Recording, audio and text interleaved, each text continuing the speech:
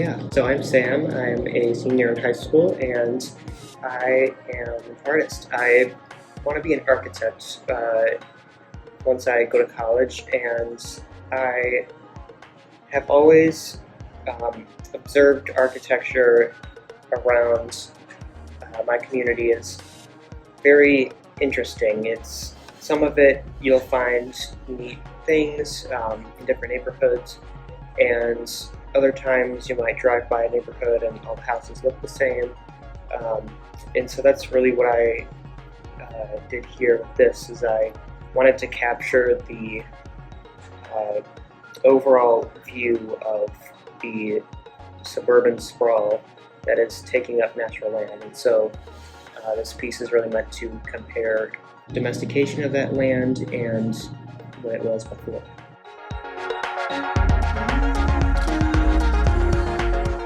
I really found inspiration for this piece in driving around and seeing new neighborhood developments, and the thing that stood out to me the most was the similarities in the architecture and the destruction of natural vegetation and land. I really wanted to capture that and compare the two, and so I have it set up kind of like split in half to show that.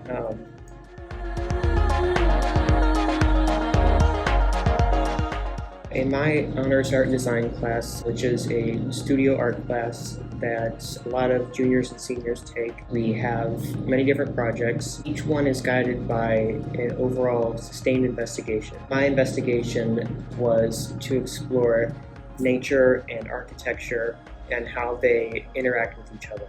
At first, what I did was I tried cutting out little pieces of wood with some tools, and that ended up being a bit tedious, and it wasn't getting the results that I needed to show the monotony of the houses. So then I also tried clay, and that didn't work out very well because clay shrinks and deforms naturally.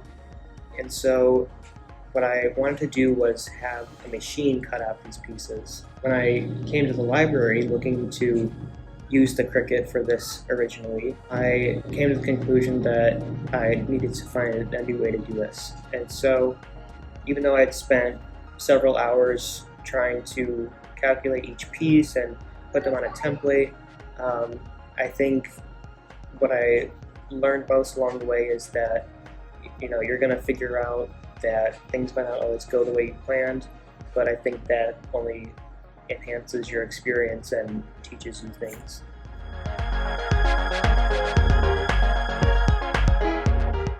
So not only do I have a good selection of books like most libraries do, I'm very fortunate to have those, as well as this forge space, and that has really helped me to not only fabricate this project, but to really just see the possibilities in being a maker and learning how I can make my ideas come to life.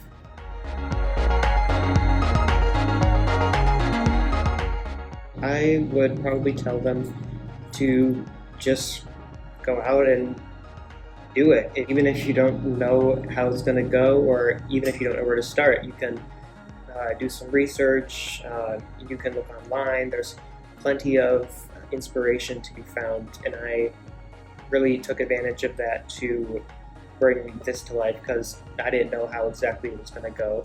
And even after planning, there was still a bunch of learning curves, and I think I really benefited from that because now I've been able to make more projects and more art due to that experience.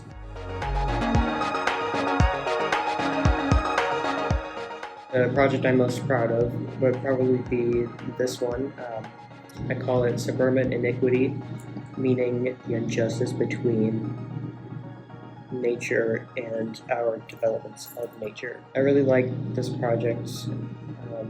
Used lots of different materials, and so it's a very unique experience learning how to put all of those together and to just figure out how to best represent my idea. My biggest pivot was probably with the houses, and learning how to use a new software to be able to use the Glowforge laser cutting machine. I'm glad I did learn how to use that because now I've been able to use it for other projects.